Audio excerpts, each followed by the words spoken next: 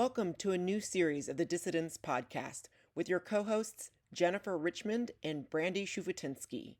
In this series, we explore the radical roots of liberated ethnic studies, how extreme ideology is infiltrating our schools, and the aim to indoctrinate instead of educate, and our search for solutions to empower parents, teachers, and students, giving them the tools to embrace inquiry and to express their individuality. Welcome to a new series of the Dissidents Podcast with me, your co-host, Jennifer Richmond, and my co-host, Brandy Shufutinsky with the Jewish Institute for Liberal Values.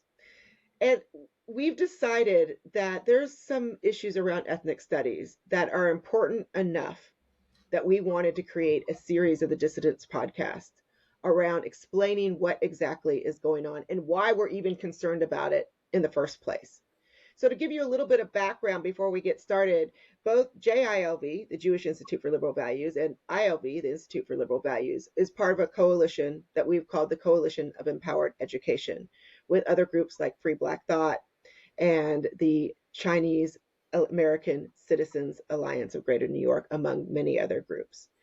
And we are concerned about this. I mean, Brandy, more and more, one of the things that I get excited about is I'm starting to see pushback in the media around things like DEI and people realizing, oh, hey, maybe we've gone too far or we've done this wrong.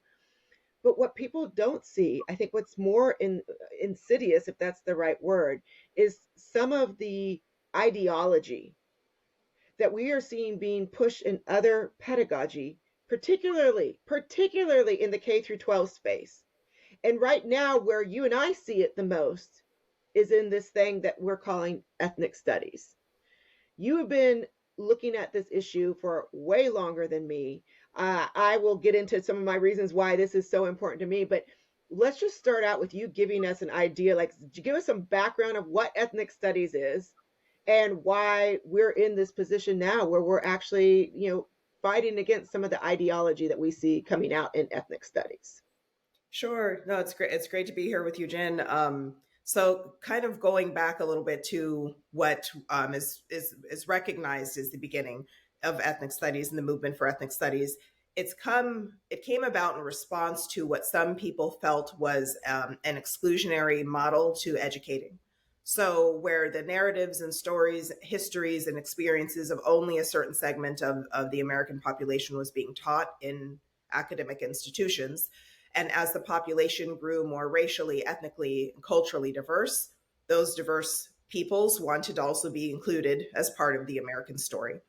However, there is a segment of them in doing that saw it as a way to get an ideology in education versus the narrative, stories, experiences, and contributions of these multifaceted communities into education. And so fast forward a few decades and we're revisiting a very similar idea with very similar rhetoric and pedagogy coming in the same spaces. But this time it's not just in higher ed. So not just at the college and university level, we're seeing it actually trickle down to K-12, where K-12 education is actually the primary target for this. And I mean, I'm sure there are multiple reasons why. One, that a lot of people who held on to radical ideologies became academics and then in turn are teaching, the next generations of what they should learn. And also that more people attend K-12 education than attend higher ed and college and university. So you have a broader audience to capture with ideology if you're able to get that instituted into K-12 education. Right. And you know what I think frightens me the most is in K-12 education, we're dealing with developing minds that haven't really learned even to push back on certain ideas yet. And what we're seeing in ethnic studies is this trend of teaching, and we're seeing it in more than just ethnic studies, but this trend to teach what to think instead of how to think. And I think that's the biggest problem with what we're calling, for our audience, the liberated or critical ethnic studies. So that's how we're defining the ethnic studies that's more ideologically based versus a true ethnic studies that you already mentioned that would bring in the voices and the experiences of other people. So if we're going to define ethnic studies, and if we're going to kind of categorize, one is liberated or critical ethnic studies, and one is, I don't know, pure ethnic studies, what are some of like the differences that, how would we recognize which ethnic studies? If I'm a parent and I know that my kid has to take ethnic studies, which by the way we'll get into because in places like California they're starting to mandate it. How would I know that this is the good ethnic studies versus the critical or the liberated ethnic studies?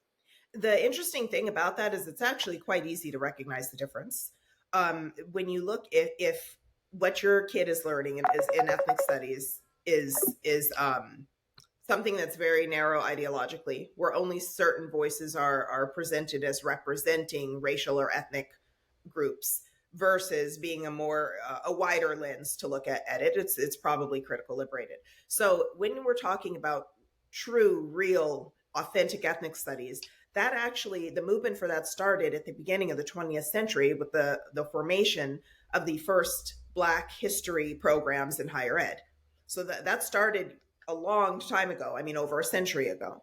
In the 1960s, things became more politically radicalized, and there were groups that started in San Francisco State and UC Berkeley in California that were pushing their version of ethnic studies, which was more radical on the radical end of the spectrum. And one way to really look at the difference is, okay, if your kid is taking a Black history class, one, is it history? There's a difference between history and studies. Mm-hmm. And that's a good. I'm sorry, I'm going to bookmark that. No, difference between history and studies. That's really actually a key distinction. If we're talking about diverse history and stories with all of the people that have contributed to the fabric of the United States of America, that's more likely to be the authentic ethnic studies class that we would think as, parents, we'd want our kids to learn about. Of course, we want our parents to learn about everybody who participated and experienced living here, building our society. If you're looking at something where there's more critique this, critique that, resist this, resist that, that's more in the critical liberated version of what they're calling liberated ethnic studies or critical ethnic studies. It's much more of an activist agenda. It's completely an activist agenda. Yeah. And even a revolutionary agenda. This is where I'm going to jump in here in a minute, because this is what really, for me and who I am, bothers me the most. But can you talk a little bit about kind of that revolutionary underpinning for the critical or liberal ethnic studies that we see, particularly in California? Yeah. So one of the things you'll hear, there's certain key terms that kind of act as red flags. So you'll hear things like critique. You'll hear things like oppression and oppressed, and you'll hear things like scholar activist being used or student activist being used. And not that there's anything wrong with being an activist for certain causes. However, when you bring that into learning and you're not teaching or helping form students' ability to actually critically think or question or expand on their curiosity or even debate an idea presented, you're getting an activist, but not a scholar. You're getting someone who may know how to go march in the street with a sign, but they don't really know what they're marching for or the history of the movement that they're now participating in. Yeah, and so one of the big things for me in terms of the revolutionary language in there, so someone is coming from a background, as a China scholar, is that they uphold revolutionaries like Mao Zedong, like Pol Pot, who Pol Pot led in Cambodia the largest genocide the world has ever known, and dismissing other activists like Martin Luther King Jr., like John Lewis, like Thurgood Marshall, and in a lot of these critical ethnic studies curricula that we've seen, they are literally the examples that they're giving are the Maos and the Pol Pots and other very violent activists. Can you talk more? That's what, when we talk about history, when we talk about teaching history, that was, are we not teaching history? Because I lived in China. I've studied the Cambodian regimes, and those are things that we do not want to repeat again. And yet we see not only, and let me actually just add a little bit, what concerns me the most about the ethnic studies that we're seeing is not just, there's so much, but it's not just that it's teaching people what to think instead of how to think. It's not just that it's got an activist or a revolutionary agenda. It's not just that it really puts people into group identities, oppressor, and dismisses all of our individuality or agency. But it truly has Marxist and communist undertones.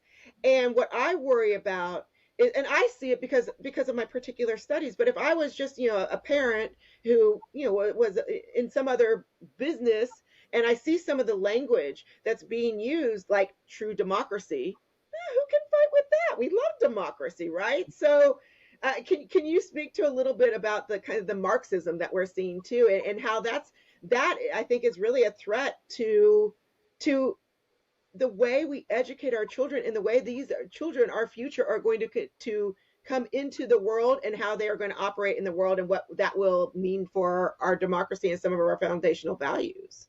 Yeah, sure. So there's a lot to talk about in this part. Sorry, I gave you a lot there. No, it's good. Like, that's the point of conversation, right? There's a lot to talk about with this, but I want to focus on a couple of key things. One, in order for critical liberated ethnic studies, it's high on the activism and very low on the scholarship, to succeed, it depends on parents being kept in the dark, being ignorant to what's being taught, and being cowed and scared into questioning their children's district or principal or superintendent about what actually is being taught in the classroom. One of the other things that depends on is parents not actively saying what their goals are for their children's education. So when we all, in a couple of weeks, send our kids off into school again, there are a couple of things we're hoping that they do, see their friends again, learn some stuff in the classroom, get good grades, go to, homecoming, normal stuff. We're not expecting them to be kind of inundated with ideology that makes them think that anything and everything about who they are and where they live is horrible and bad and needs to be overthrown. And I'm not exaggerating here. And as you know very well, Jen, that's what is happening, or that's what's coming down the road if we don't actually gather together and stand against it. That the schools are being called systems of oppression. So just thinking of that, just imagining that, if our kids are being taught that systems of oppression are everything bad and upheld by the evils of white supremacy, and we need to tear them down and dismantle them, and then the next thing they're learning is that schools are systems of oppression, how are our kids going to then go on and learn and engage with their fellow, classmates and their teachers, and go to homecoming and grow into productive adults and successful adults and happy adults? They're not.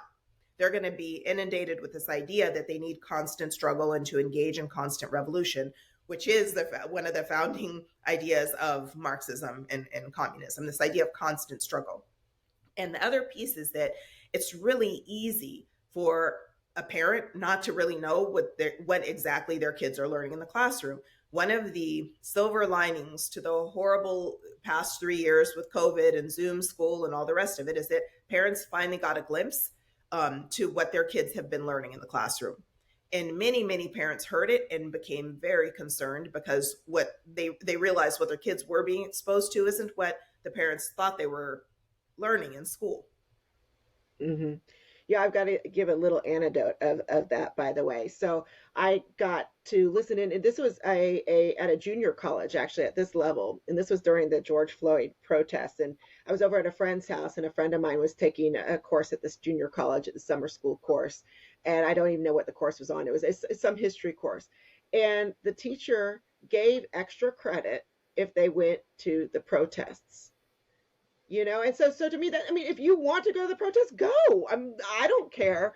But to actually build that in to the classroom ethos, where you're going to do better if you act as a revolutionary. I was just shocked.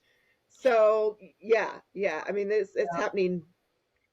I'm not surprised. I think a lot of people felt, especially in that moment, that if they didn't take time to sit down and think and reflect, if they weren't actively doing whatever was, being called for, that they would be labeled a certain way. And I think most normal, decent people can see the murder of this man on video for everybody to see. It was horrific. It was horrible. And people felt spurred to do something.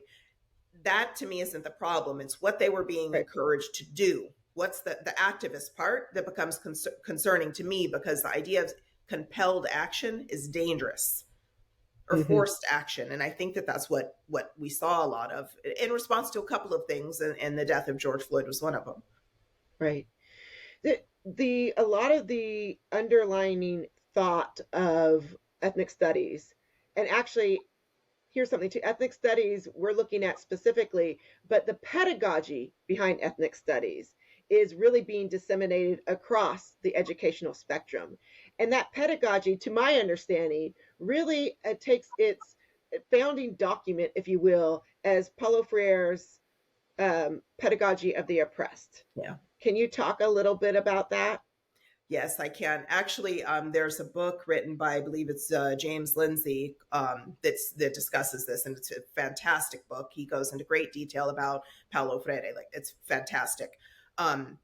Where again, this is where most parents, we send our kids off to school, don't understand that the teachers that are teaching our kids and that are with them all day, 5 days a week, 9-10 months out of the year, have been taught, when they were learning how to be teachers, mostly nothing but Paulo Freire and his pedagogy of the oppressed, which acts like a Bible in schools of education across the United States. And his ideas are, explicitly Marxist. There's no hiding it, no tiptoeing around it. It's explicitly Marxist. So what students then get in the classroom is, again, critique empire, critique capitalism, and resist racist capitalism and white supremacy culture, which then anything and everything that these activists see as negative, they paint as that. So then students are being taught to resist things that before all of this came into school, any normal person would see as being normal part of society, like showing up on time and turning in your homework and, 4 + 4 = 8 kind of thing. Yeah. It's just, it's frightening to me that this pedagogy, again, it's more than just we're seeing it, I think, or at least you and I are seeing it most in the introduction of ethnic studies, but it is, like you mentioned, something that is the foundation for teacher training. And so it's coming into the classroom in many other ways in ethnic studies. I mean, we already have seen lately in the news, in the past couple of weeks, is the question of math, right? And whether math is like colonialist. And I wanted to touch on that. Okay, cool. Okay, so little glitch in the system there must be what we're talking about, Brandy, but here we are again. So what I was saying when the glitch came up was I was talking about this idea of colonialism. That's something that I think for people who aren't familiar with ethnic studies or the liberated kind of ethnic studies, the word colonialism pops up a lot. And that's also something that pops up a lot in this idea of the pedagogy of the oppressed. This is something that, again, our teachers are being taught. And so that's a main theme. And when you see the word colonialism in any of these left ethnic studies coursework, that's one of the ways you can identify it as liberated or critical ethnic studies. Can you talk a little bit more about colonialism and how that's being used in the ethnic studies framework? So there's a lot of talk. It's they'll use the phrase settler colonialism, and a lot of that, I think, the real intention is to be able to tie a horrific paint to specific countries with this horrific ideology of settler colonialism, meaning a group of invaders came, destroyed, killed off, or oppressed the natives and settled on land that they weren't indigenous to. And so that idea gets applied to both the United States and also to Israel. And it's an excuse then to not just critique everything related to the US and Israel, but to really espouse extremely bigoted ideas and threats sometimes against anything related to being an American or being not just Israeli, but being Jewish. And so there's a couple of reasons why how the ideology is used in ethnic studies is horrible, aside from the bigotry that it foments, which we can address later. I'm going to set that aside. One of the other things that actually everybody should be concerned about, not just people who are Israeli and not just Jewish people, not just people who are Americans, is because it's false. Mm-hmm. So if we're actually talking about teaching real history, then we have to teach real history about how people came to be in the lands that they're in, what it actually means to be indigenous to that land, and what it actually means to be a descendant of foreign people that came to that land.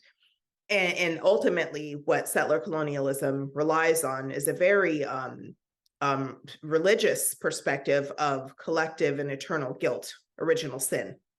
And being somebody that doesn't come from a religious tradition that actually is grounded in, partially at least grounded in that ideology of original sin, I find it extremely problematic that idea is brought into public K-12 education, that somebody has to continue to pay for the so-called original sin of their ancestors. And talk a little bit, no, well, actually, the way I understand ethnic studies and the people who are behind ethnic studies are themselves some radical groups. Mostly they align with, I think, more of a Latino origin. And again, correct me if I'm wrong, where some of it is, it's not so much about, when we talk about American colonialism, that there is this sense that land was taken from Mexico and that part of America should become part of Mexico. And that seems to be part of the theme and even part of the agenda of some of the people who are creating the curricula. Did I get that right? Did I miss something? No. You're on the right track as far as all of that. So there's an idea that a significant portion of what's now the United States actually needs to go back and become part of Mexico, or Aztlan, as they call it. Okay. It's part of the No Borders movement, which is again one of the ideologies you'll find very common in critical or liberated ethnic studies, which again fails to acknowledge historical fact, which is that most peoples, while even historically being nomadic, still had quote unquote borders to what land they lived on and hunted on and exerted control over, and other people who had other lands. That's not a uniquely European or white concept. And you'll see in critical liberated ethnic studies, a lot of ideas that we see around the world amongst all peoples, they label as only being part of white supremacy culture or culture of the oppressor. And the idea about returning land to Mexico, and I'm not saying that there weren't atrocities that came with Western expansion and wars fought and bloodshed over that. We know that actually has happened historically with all lands that then became a country or a nation of people. This isn't, again, anything that's unique to the establishment of the United States of America. But that idea also fails to recognize and acknowledge that Mexico was also a colony of Spain. Mm. And on it lived multiple peoples that also, fought amongst each other and fought the Spanish. So return it to who and how and why, who actually has claim to that land. All of those things would require scholarship, which is why I said this ideology is very, very high on the activism side and very, very low on the scholarship side. Yeah, and you just hit, this is a little bit off topic, but you hit something, even in America, even, if we talk about indigenous people, there were, like you said, boundaries between that were often in conflict. So indigenous people were fighting other indigenous people and taking land. And so, to say who was the colonial, who was the, colonizer and who was the colonized it's a question that really requires like academic research and a deep dive and not just an ideological slant on it. Yeah, and I think there's nothing wrong with having those conversations and that debate and having students research what that actually means. Absolutely. Actually, that would contribute to learning. Unfortunately, what's being put out there by a critical liberated ethnic studies activists is not that. They're only putting out something that, only these people counted as the colonized. And there's no scholarly research to back up the narrative that they're espousing, and that's a problem when we're talking about student learning. Yeah, it's a huge problem. We're talking about student learning. It's called learning. So going, can you give us a little bit of an understanding? We know that a lot of the trends in ethnic study have begun in California. They've spread out since then, but give us some background on which organizations are behind the creation of this very activist curricula. Tell us a little bit more about, because there are certain organizations specifically. It just wasn't, this organic, teachers coming together saying, hey, we need to teach more Black history. This is a very specific agenda. Tell us a little bit about the people behind this, and we've been talking about the agenda, but add on to what their specific agenda is as an organization.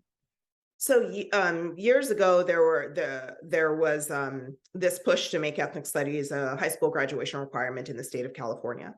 When that happened, a group of scholar activists got together and worked with the state, with Sacramento, to draft an ethnic studies model curriculum.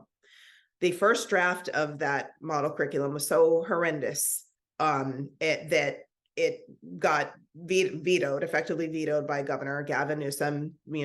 Californians were told it would never see the light of day. It was rife with anti-Semitism, a lot of real leftist jargon that didn't really mean anything, very low on scholarship, didn't meet the academic standards to be mandated as part of California's curriculum. The state has gone through multiple drafts, but the drafters of that original version were upset that the state denied them the opportunity to use that draft, and so they left. They demanded their names be removed from the next few versions of the model curriculum, and they went and formed their own group called the Liberated Ethnic Studies Model Curriculum. Now, it's made up of predominantly people who are in the Cal State University system as academics. Some of them are actually active members and teachers in K-12 public school education. Some of them are active members of school districts who actually are responsible for creating not just all curriculum, but specifically ethnic studies curriculum for their district. And right now, that group, the LESMCC, is working in California and trying to work beyond California, signing contracts with specific school districts to use their curriculum in the schools as to meet the ethnic studies mandate. And so we have districts that have signed contracts with them in the state of California. And again, some of them are working beyond to use their curriculum. And also for that group, the LESMC, to provide the teacher training around ethnic studies for the district. They're making a lot of different pushes in different directions so that when students have to learn ethnic studies, they're only going to be allowed to learn the critical liberated version of ethnic studies, which again is super high on the activism part and really, really low on the scholarship. So let me make sure that I understood you. So the curriculum that was vetoed, the people who created this more activist curriculum split off, created their own group, and now, even though that curriculum was vetoed, they are entering into school districts and offering their curriculum that was vetoed as an option. And so schools have the option to say, oh yeah, I want this curriculum or that curriculum. Like that, they can choose their curriculum, and many of them are choosing this one that was already vetoed because it was so egregious. Did I hear that right? Yes. And they're actually, they're, and I'm not an attorney, so that I'm not claiming to be, but there are questions, legal questions that come up as to whether districts actually can do that, because the State Board of Education made it known that their intention is that original draft or anything associated with that original draft that was rejected not be used in schools. Right. Are there any lawsuits that we know that are looking at that angle? There are a few. I think that this is actually a question for our, elected officials to answer. Yeah. You said that this first draft was so egregious that won't see the light of day. We see that it is actually being implemented in school districts. So the elected officials are responsible for answering the question as far as what they're going to do about it, how they're going to address that. Right. And you had mentioned that a lot of these people who had joined together to create this curricula were from the Cal State system. So in some ways, there is some state involvement that needs to be accounted for. They're on multiple levels. So the Cal State University system made ethnic studies a graduation requirement for everyone getting their undergraduate degree there. So you can be a Cal State student and major in chemistry, and you have to take an ethnic studies course in order to graduate and receive your degree. And the ethnic studies courses that are, in the Cal State system are all the critical liberated ethnic studies version. So they're all highly ideological, they're radical. They're not getting the inclusive ethnic studies that most people think of when they hear that term, ethnic studies. Instead, they're getting a radicalized version. And so already you have, the Cal State system is huge. Right. The tens of thousands of students that go through that system every year. You're talking about just thousands and thousands and thousands of people. And where are we, or where is California on mandating it in K through 12 schools? Ethnic studies. So the mandate says that the graduating class, the 2029-30 graduating class will have to have taken an ethnic studies course in order to receive their diploma. So the incoming class, the 2025-2026 will have to start. We'll have to do it. And most of to our knowledge, most of the schools, they are adopting the program from LESMC, their curriculum. Not most of them, but there are some that are. A lot of district officials and teachers are a lot of them are confused as to what they have to do. And one of the reasons you see a lot of that confusion is many districts in California, a ton of schools already offered what we would think of as ethnic studies, when we hear the term. I graduated high school, Santa Monica High School in 1994.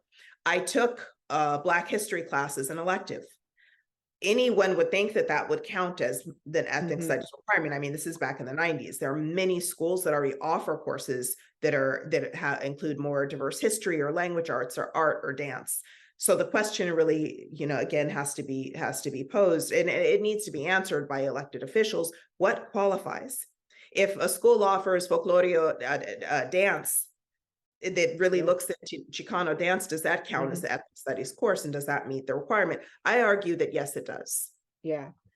But I think that when we're talking about this mandated in ethnic studies, what's being mandated is a very specific ideological agenda in many cases. Yes, it is.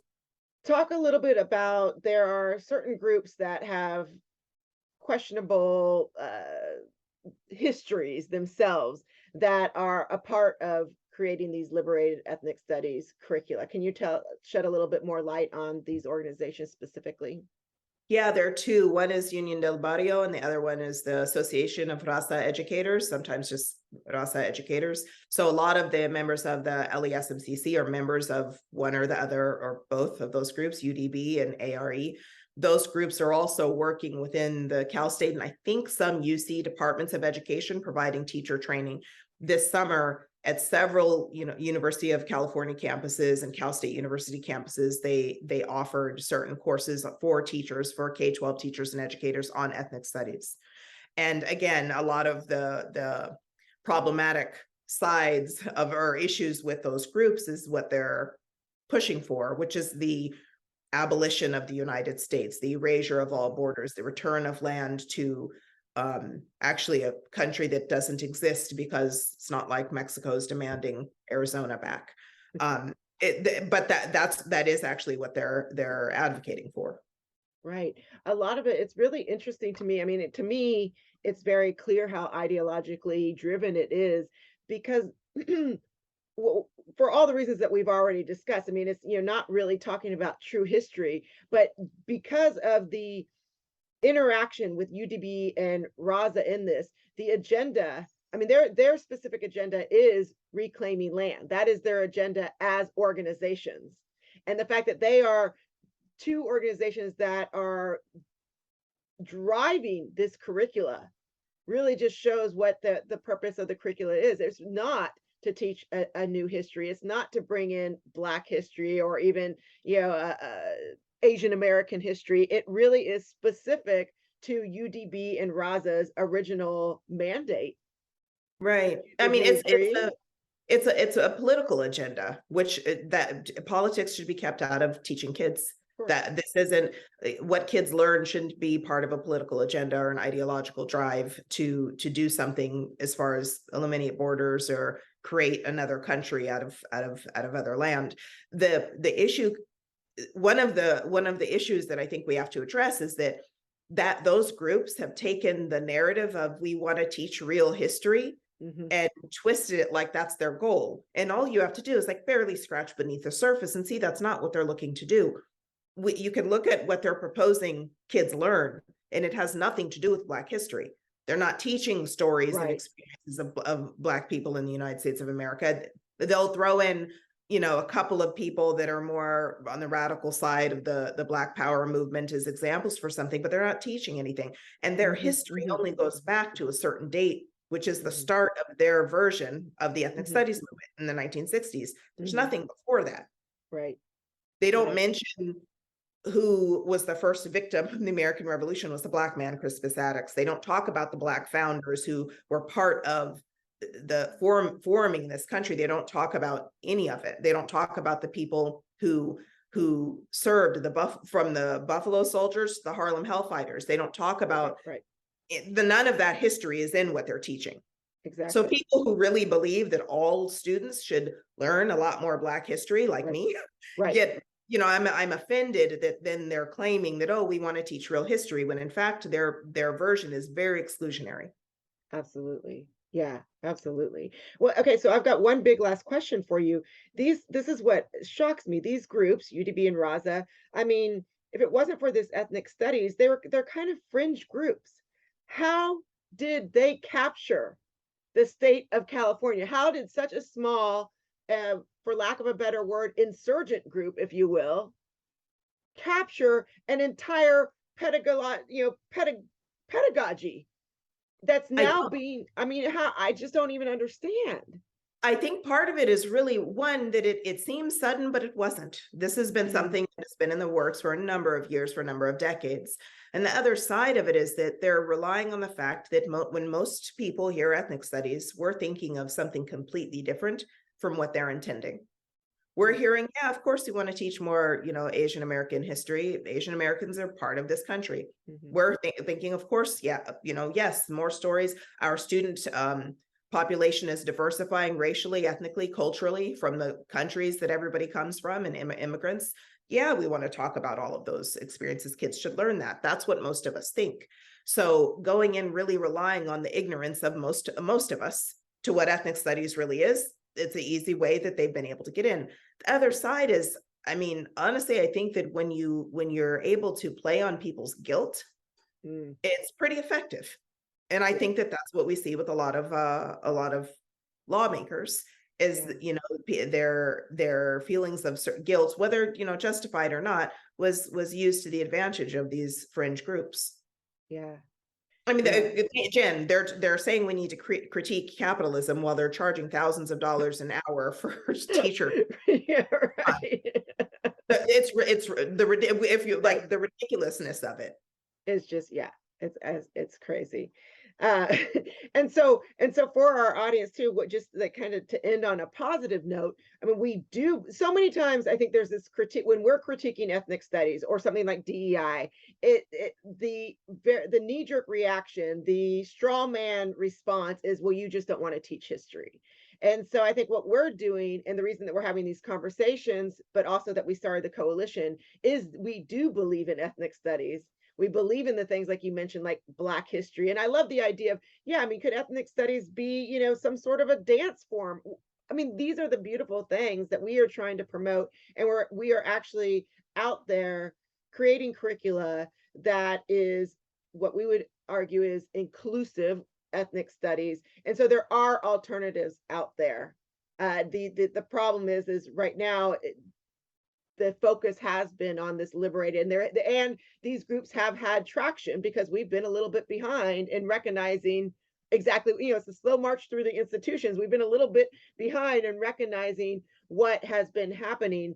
But just, to our listeners and to the parents and to the lawmakers who are concerned, there are alternatives. And, we're in our next discussions. And as we continue this podcast, we'll get into that a little bit further.